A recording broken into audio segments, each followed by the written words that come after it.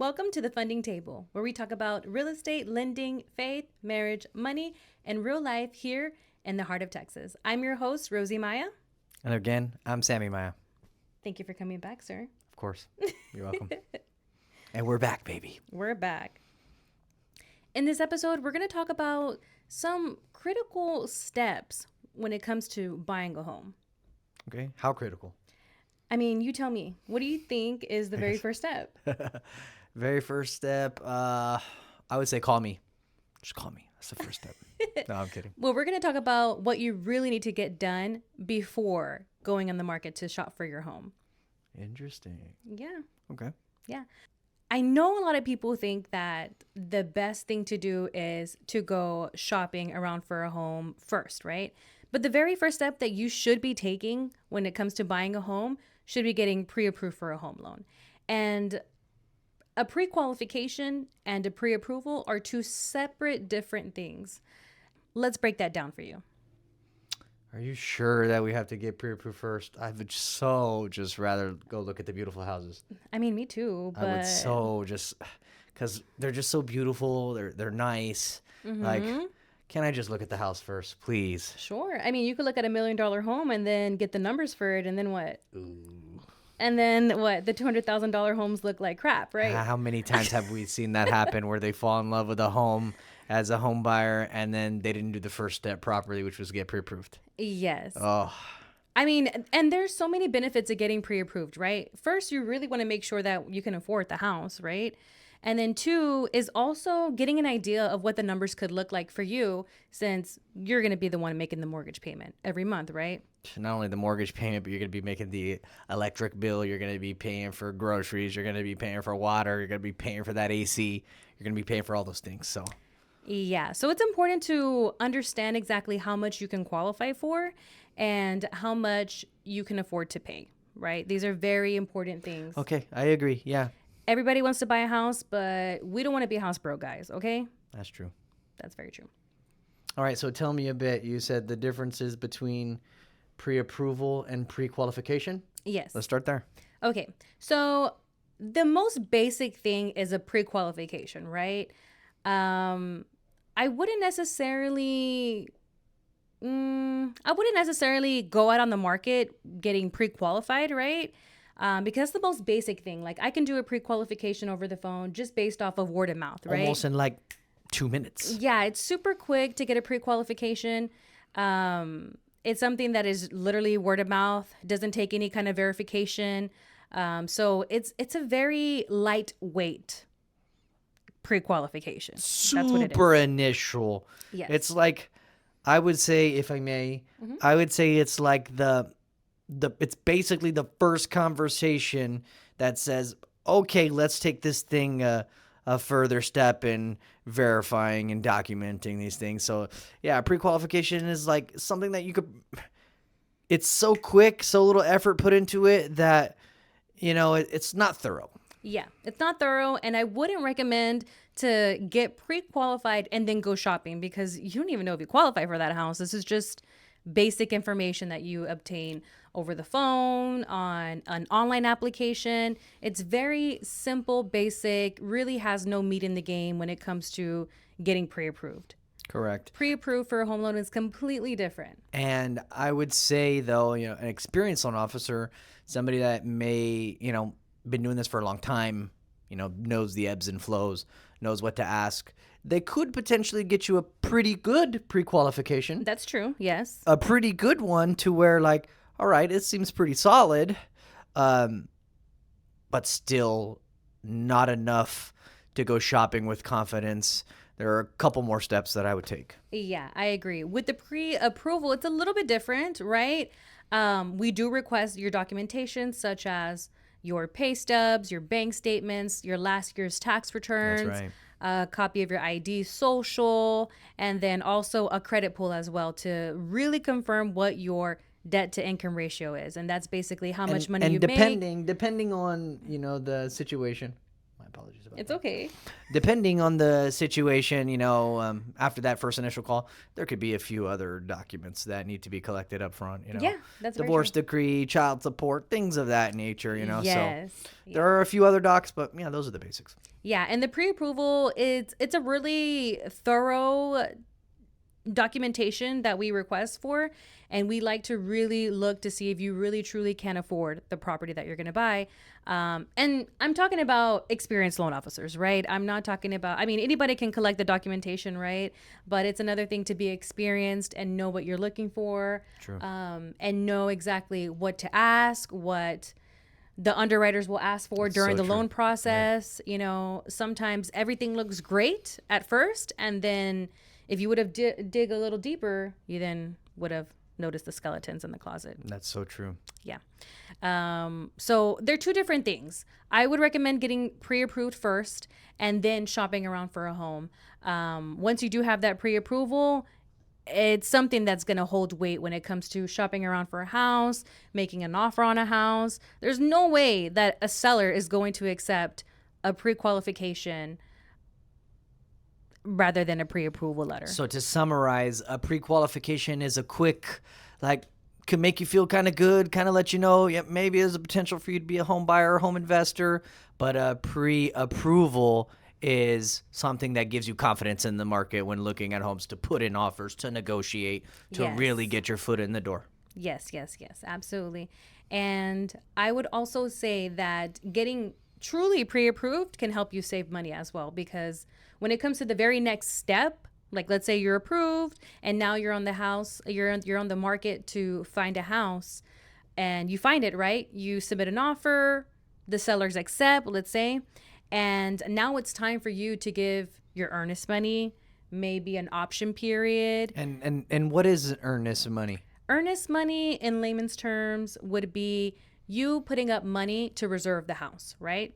And this is to solidify the contract. Let's say that the seller and you have agreed upon, such as a price, if they're going to help you with closing costs, and all that jazz, right? This is you making sure that you put a deposit down so that they can remove the house off of the market and hold it for you for a certain amount of time until you can close on it. And if you don't close on it, they put it back on the market. But yes, that could be, in my area, it's anywhere from $500 to $1,000. It's really inexpensive here in Laredo, but I know in other areas it could be 1% to 2% of the sales price, and that could be. Even in Laredo, I've seen it 1% of the sales price, even up to 2%. It really just does depend. I have seen that too, but let's just keep it at the $1,000, right? At least here in our areas, it's about $1,000. But yeah, you're right. It could be more. Yeah, I've seen it higher. Yeah, sometimes we even see they request a down payment up front. Yeah, sometimes the whole down payment up front. So yeah, so imagine you putting down those funds and then finding out you don't qualify. I mean, you could lose out on a lot of money. You could lose all of that money if you didn't go through the proper steps of getting pre-approved. That is so true. Yes, and I know I sound like a broken record, but it really does matter who you work with, because even if you work with someone that you think is experienced, and doesn't really know what they're doing, they could still put you in jeopardy of losing those funds. I mean, we see it a lot. We see it all the time. Yeah, we see it all the time. All the time. And it sucks. And it feels bad because, this person is losing out on the money. They're about to lose this money that they put down. And it's not even their fault. And it's not their fault. Yeah. And, you wish that there was something that you could do about it to help them. But, there's no deal. And so... there's no way to help them out of this hole that they're in, and they end up losing that money, and it just, yeah, it hurts.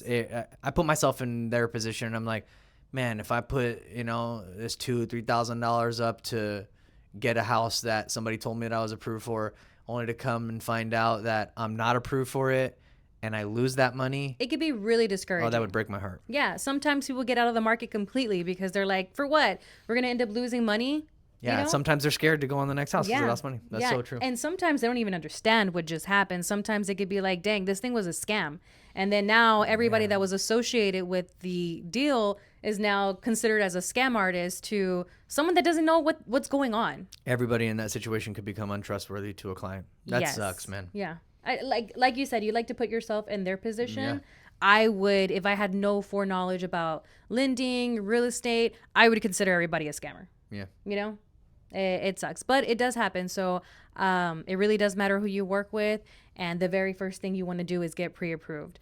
And then not only is the earnest money required when you have an offer that has been accepted, you have the option period. Option period funds. Yeah, option periods anywhere from $100 to I've even seen $700, depending on how many days you have.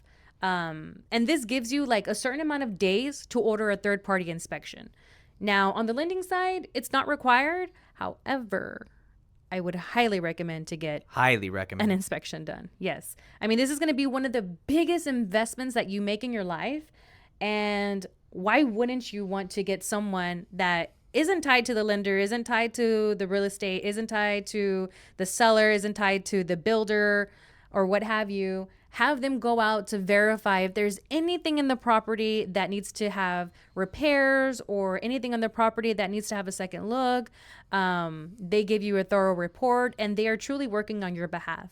Now, So true. that inspector doesn't come for free, right? They are performing a service and it could be anywhere from on the lowest end $200 to $500. I mean, we paid $450 for ours. Yeah.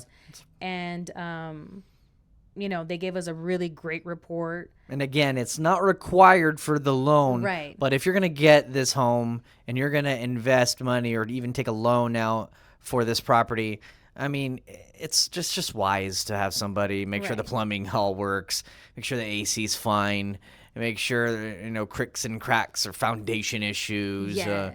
It's so wise. It's not required for the loan. It is going to cost you some funds up front, but it's some peace of mind and protection, and you're going to get to see, under the Band-Aid, so to speak. You're going to get to Yes. see some of the things that could be wrong with the house, and that could change the way you feel about the house. Right. And in a perfect world, it comes back and the house is perfect, right? Then you picked a good one. Yes. But majority of the times there are some little things here and there.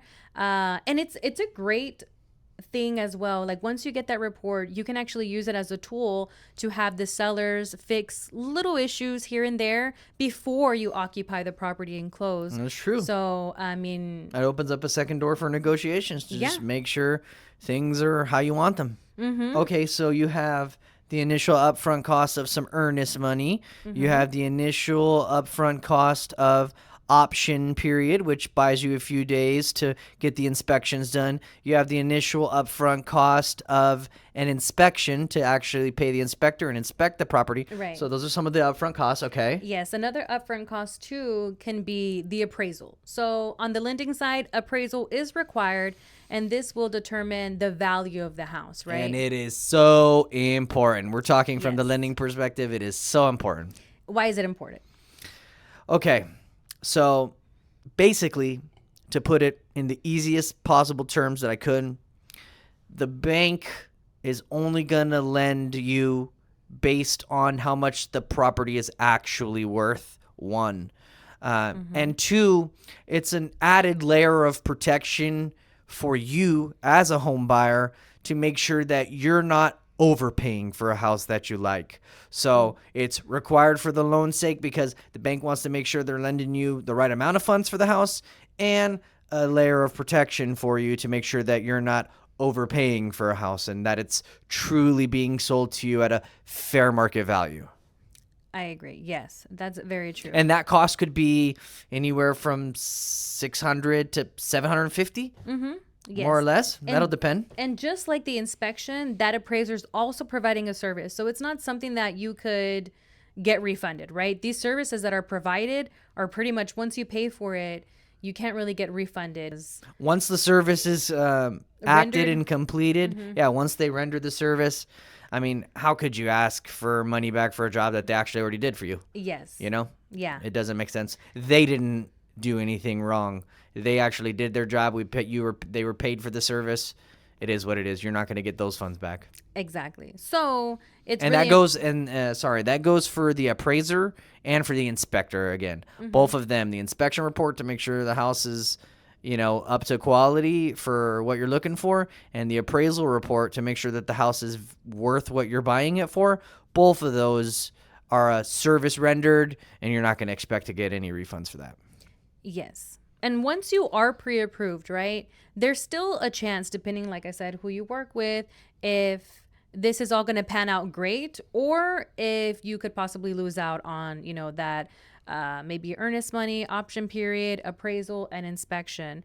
So already early on, 4 potential fees that you could lose out on if you don't get a true and thorough pre-approval. Correct. Yes. Now, let's say you come with us, right? And you're already pre approved, and you're like, you know what? I'm looking for a realtor. The good thing is that we work with really highly professional realtors here in Laredo, so we can always recommend someone to you.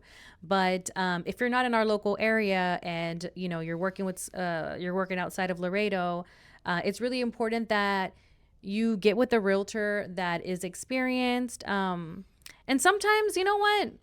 I'll say this: with real estate, experience is a good thing, yes, but there's also some really fresh realtors that just got licensed, maybe have been associated with real estate somehow. 2-3 Yeah, years, maybe not much. and they're hungry and they really do a great job for their Tenacity. yeah, They like have tenacity, and you can't teach that. yes, you can't teach that. And then there's some that are well experienced and don't really want to work anymore, I guess. They've lost the flame. Yeah, they lost the flame and maybe they're like, oh, I'll ask for the bare minimum, or maybe don't ask for anything at all for their client. It's like, if you're going to do that, you can work with anybody. You can work with AI, like So true. I would highly recommend to try to find somebody that is going to have your best interest and work for you.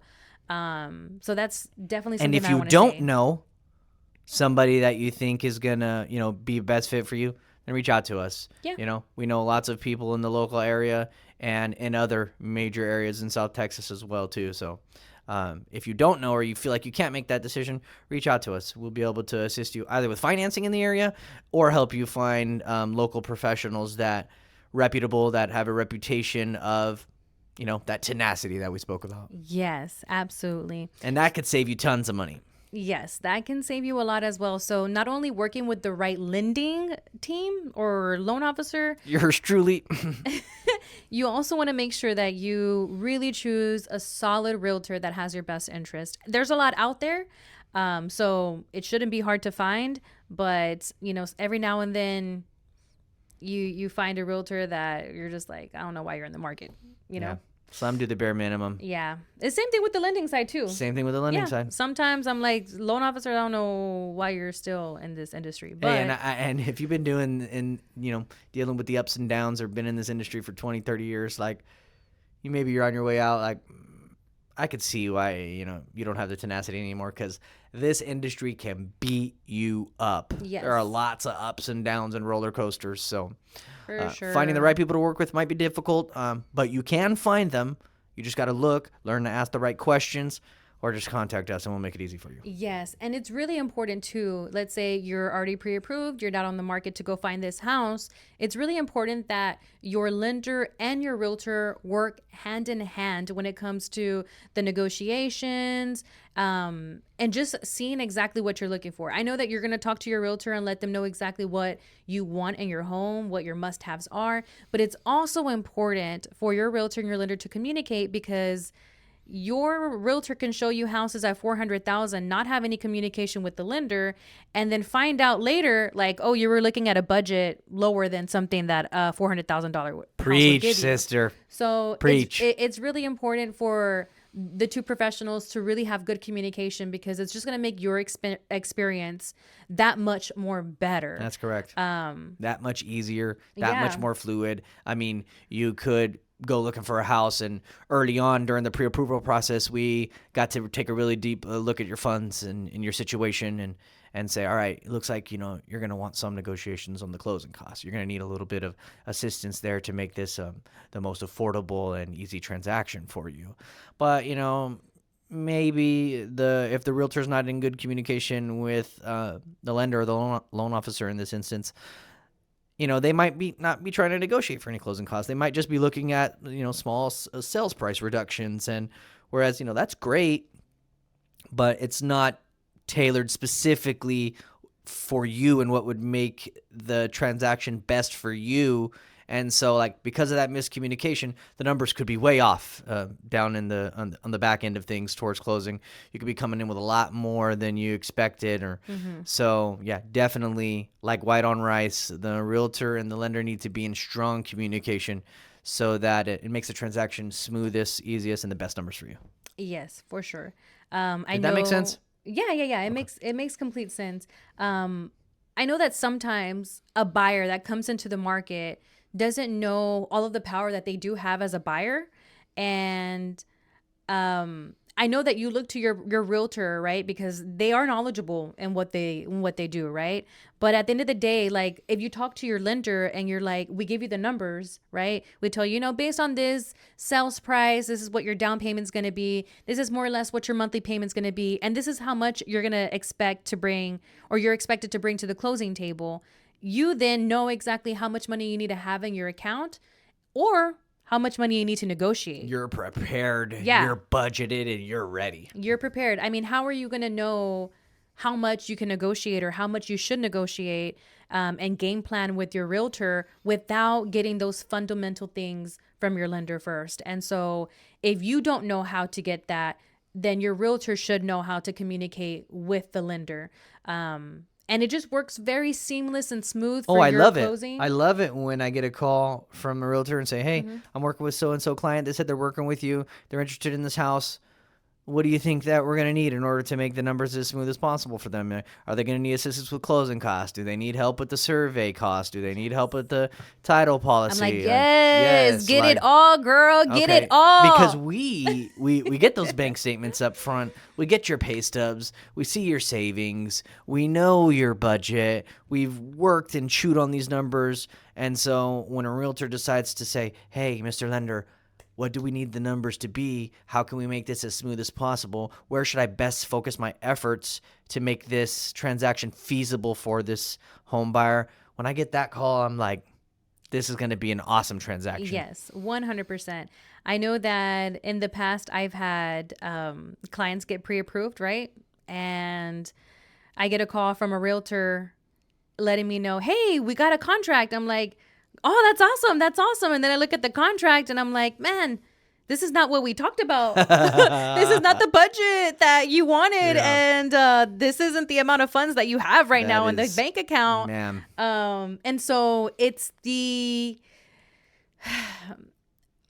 buyer either having to worry about saving and being stressed about saving to make this To deal meet happen. the closing date, even? Yeah, to make this happen. Or it's like, okay, let's back out, as soon as possible, because you have those option days. You lose out on the $100 or whatever you put for your option period, and you get your earnest money back. But it's like the excitement of it all, and then it comes crashing down because there was no communication.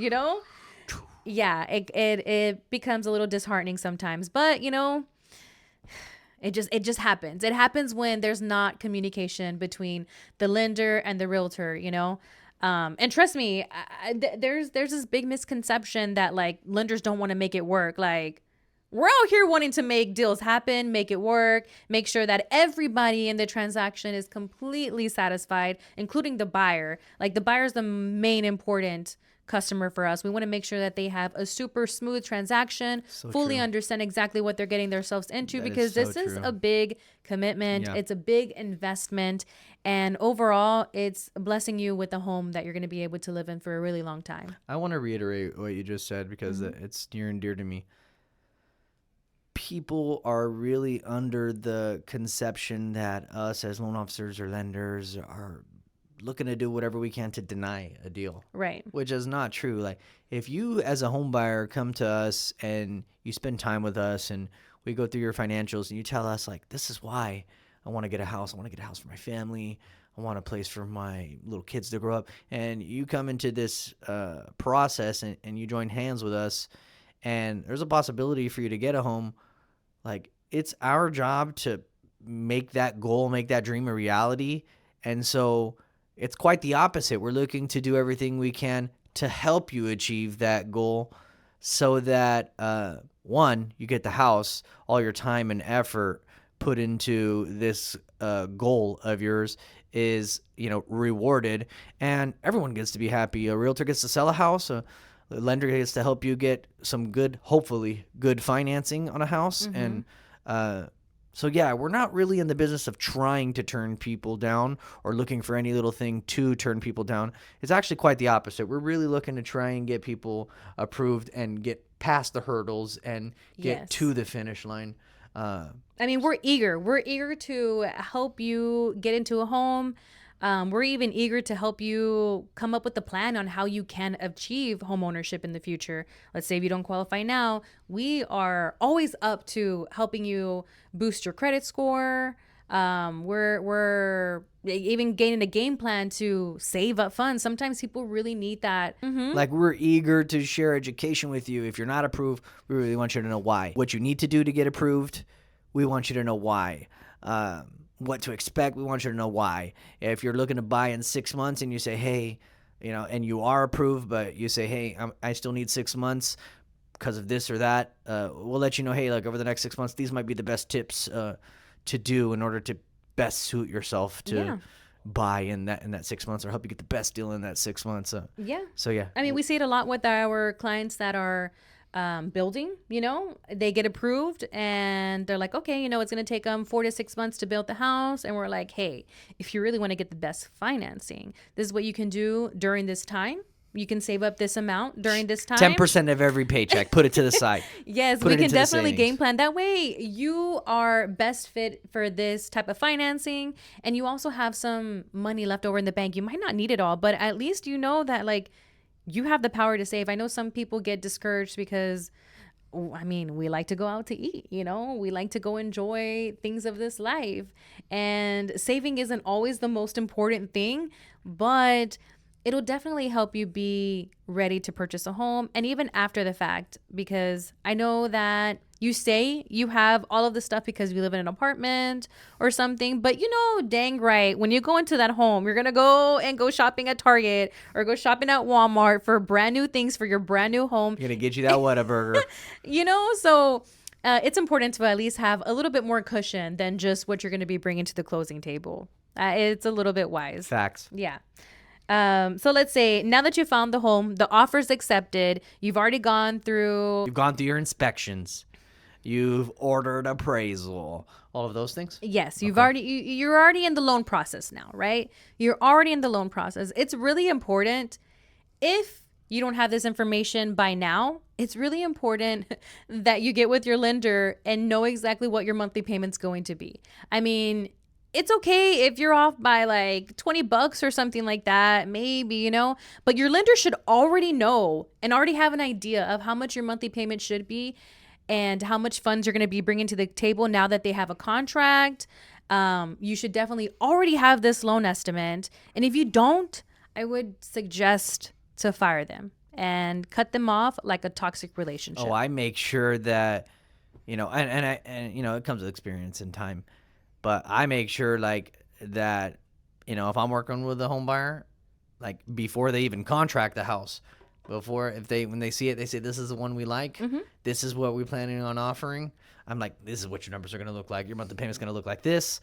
Your total funds to bring are going to look like so-and-so. Like, I make sure that they well understand what the numbers are going to look like. So that way, when they put their offer in and their offer gets accepted, they already know what to expect. So if we've gone through putting earnest money down, if you've gone through inspections, if the appraisal's been ordered, if you're going through the conditions during a loan process, whatever might be needed to be met in order for you to get the loan. If you're going through all of those stages and you don't have the monthly payment yet, or a close idea of what the monthly payment is, or a close idea of what your funds to close is, fire them. Right? Fire them. Yeah, fire them, guys. I mean, you have a certain date to close on the contract. And just like we are willing to make it happen and willing to make a deal close, everybody in the transaction wants the same thing too, right? The seller puts their house on the market to be able to sell their house. And all agents, all real estate agents, everybody in the transaction wants to make sure that you close. If you need an extra week, or a few days to be able to get better financing because your lender isn't doing a good job and getting you numbers or providing these numbers to you, and you feel like you're having to jump hoops and hurdles to try to get these numbers. It shouldn't be that way. But when you do fire them, you do have time to still get better financing or find somebody else that's really good at what they do, right? And I would always recommend to do that. I know sometimes people can be very shy because they feel like they're going to hurt somebody's feelings, but this is a huge investment. Make sure that you have your best interest, right? Your lender should be having your best interest, but just make sure that you always watch out. If you see those red flags, stick to your gut. In other words, sometimes it's wise to get that second opinion. It is. It is. It definitely is. Another thing too that I wanted to bring up too, that when you're in that loan process, it's really important to get that loan estimate. You should have already received the loan estimate as soon as you went under contract. I mean, you have anywhere from 2 to 3 business days to get that loan estimate once you do have that contract. But sometimes people don't see it until they're about to close, like 2 days or a day, maybe 3 days. And then you find out, oh, shoot, the house is too expensive. I'm going to be house broke and I don't have the funds to close. And then you got to extend the contract, and then you need another 2-3 weeks, and who knows if the seller's going to give it to you, or you can't afford that monthly payment. Or I think I saw recently in an article, 1 in 4 people in Laredo, where we're at locally, 1 in 4 people in Laredo are late on their mortgage payments or can't afford their mortgage payments. Yes. And so, yeah, you put yourself in that situation where you're like, do I sign and, just not back out of the transaction? That's and then you can't make your payment, and some people foreclose on their property all because of not really understanding or knowing the numbers. Yes. And it's unfortunate. It is unfortunate. Breaks my heart. I don't necessarily know, and trust me, like, this podcast is not to talk mess about people in our industry, but it's to kind of expose and also not expose. Sorry. It's not necessarily exposing, because, honey, if I wanted to expose, I would expose. It's more so I got the receipts. Yeah, it's more so to educate consumers of what's really going on out here. I know that you can see like TikToks and Instagram videos of how luxurious it could be to buy a home, but nobody really tells you what's behind the scenes of buying a house. And sometimes it could be stressful. Sometimes it could be so pleasant because you're working with a great team.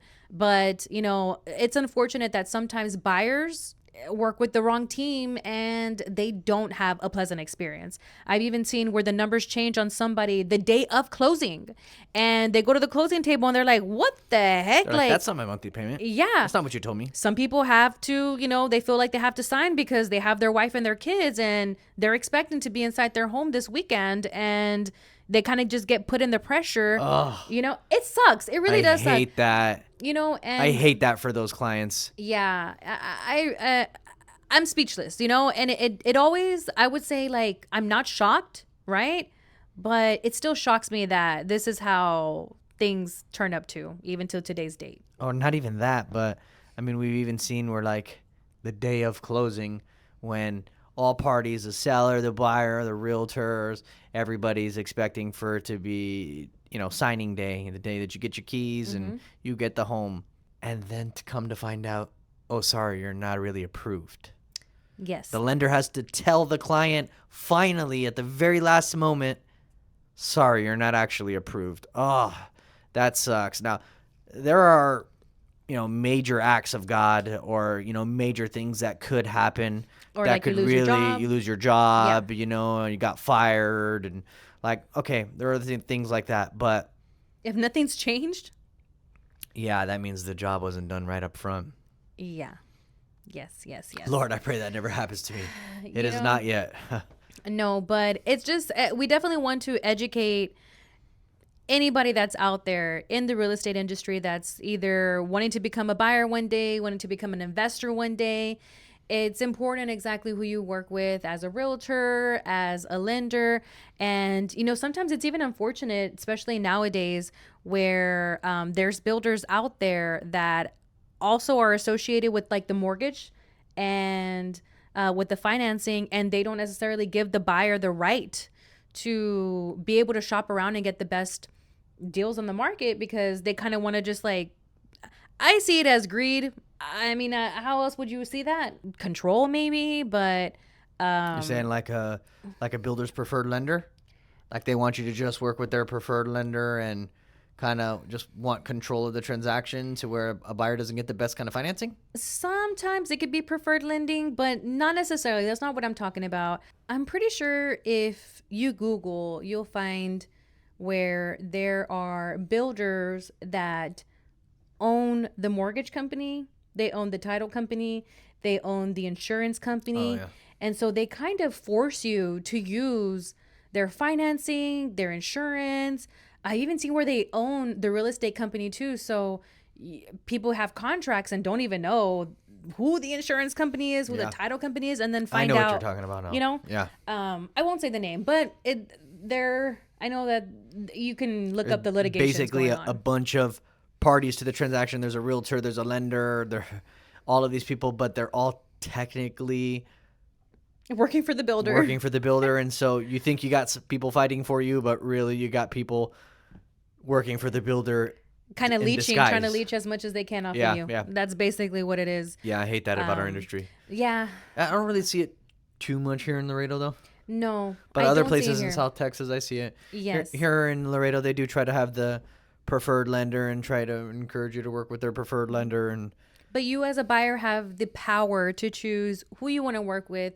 And it's important that you take advantage of that because, like I said, at the end of the day, you're going to be the one making that mortgage payment. It's not going to be me. It's not going to be the builder. It's not going to be anybody else making that mortgage payment besides you. So it's important that you look at, different options, that you really find the best fit for your pocket, for your family's pocket, and that you put yourself at the top of the list when it comes to making sure that you're getting really good financing. I repeat, you have the absolute freedom and power to shop around to make sure you get the best kind of financing for yourself. And you can shop around with builders to make sure you get the right house for you. Or better yet, just come see us and we'll shop around for you. We could shop with tons of different banks across the USA to get you the best deals. We can help connect you to many different builders, whether locally or around South Texas. So if you need a recommendation, we could definitely help with that. But you have the freedom to shop around. You have the power as a home buyer to make sure that you get yourself into the best situation for you and your family because, like Rosie said, you're going to be the one making that payment over the next 10 to 30 years or however long you stay in the house. Yes, absolutely. So, it's really important that you work with a trusted team, because even let's say your realtor does all the job, you have the contract, you're now in the underwriting stage. Like I said, it should be pretty seamless if you're working with a really good lender. And yeah, exactly. If you're working with a really good lender and say they can set the expectations and kind of already get you on board with getting what the underwriter is going to request during the loan process, before you even get there. That's what a really good loan officer would do. And that is why you get pre-approved. Yes. That's what we're doing. We're getting all those docs up front. We're making sure to get the picture really clear, nice and neat for an underwriter. We know and expect what the underwriter's going to ask for. We prepare you up front. We maybe even start to gather a lot of these things up front because we know what they're going to ask for. We want to make sure that you get the house. We don't want you to waste your time.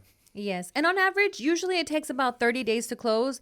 There are many instances that we've closed way before then. 10 days, 9 days, Yeah. stuff like that. There's many instances that, we close before then, but on average, it's about 30 days. Yeah.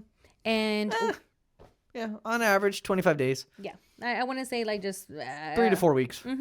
it's relatively quick once you go under contract. If you're working with the right team, it's relatively quick. Yes, that's very true. That's very true. Sometimes it could take 45, 60 days, depending if you're working with a mediocre crew, right? But if you're working with a really good team, 25 days, 30 days is a really good time frame, or even sooner. But once you finally have everything in order, the underwriter clears and gives you that clear to close, it's like the sweetest day.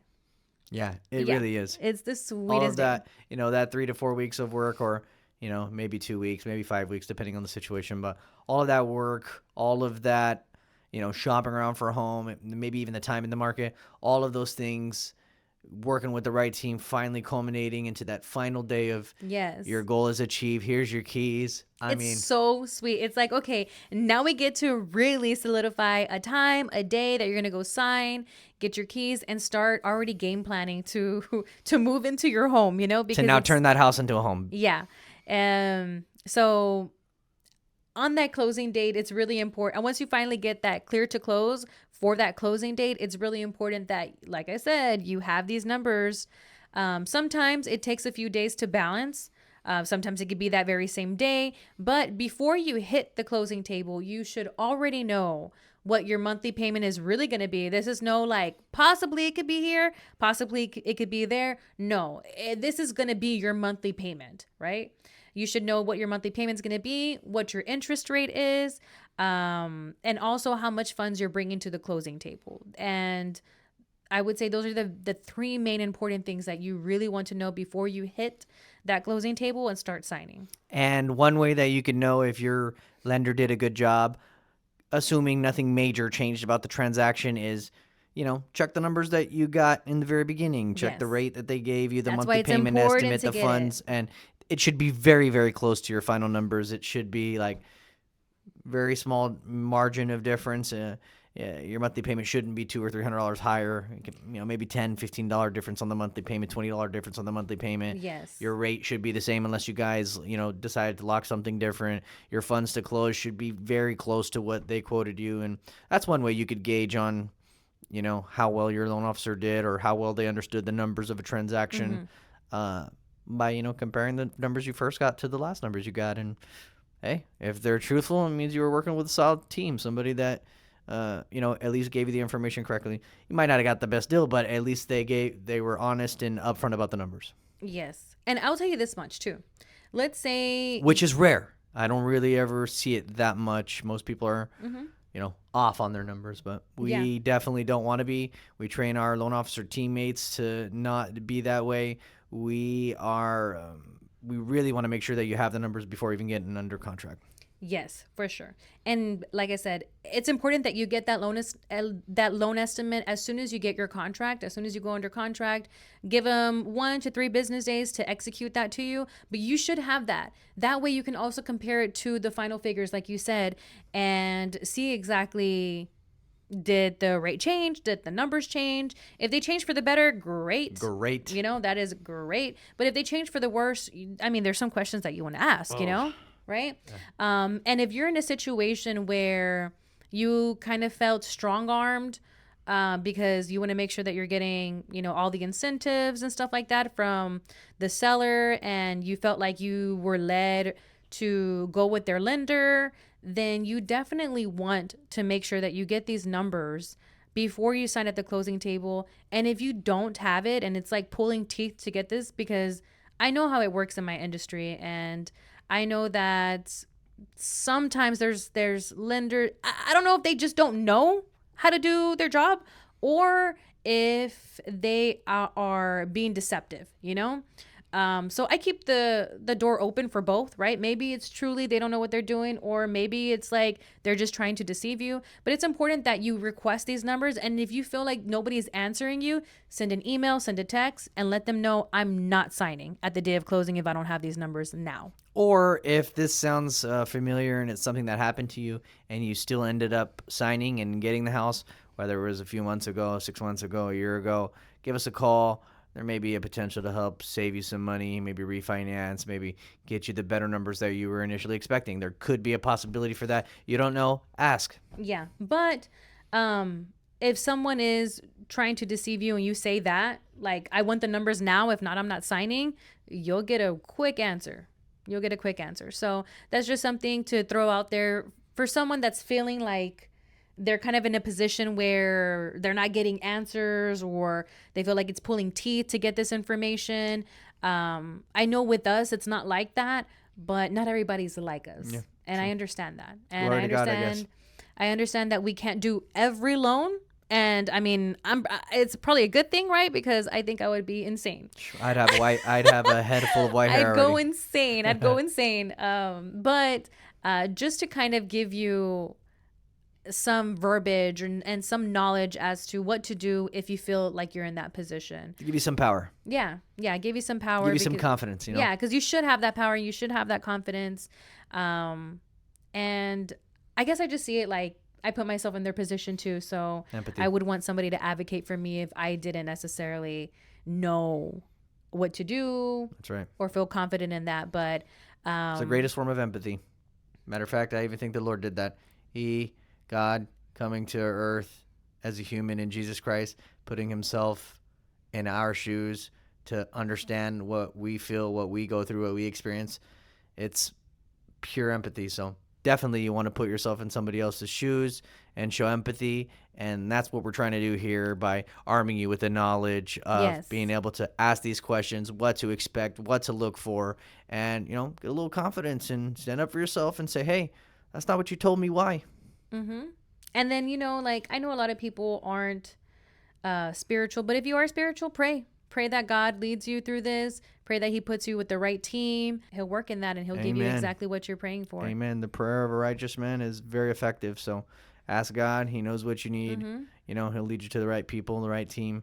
And if God introduces you to them and it's true, you're going to be taken care of. If you found this podcast, this episode very useful, helpful, make sure that you share this with your family, friends, subscribe, like, and we'll see you on the next episode. See you on the next one. Bye, guys. Bye.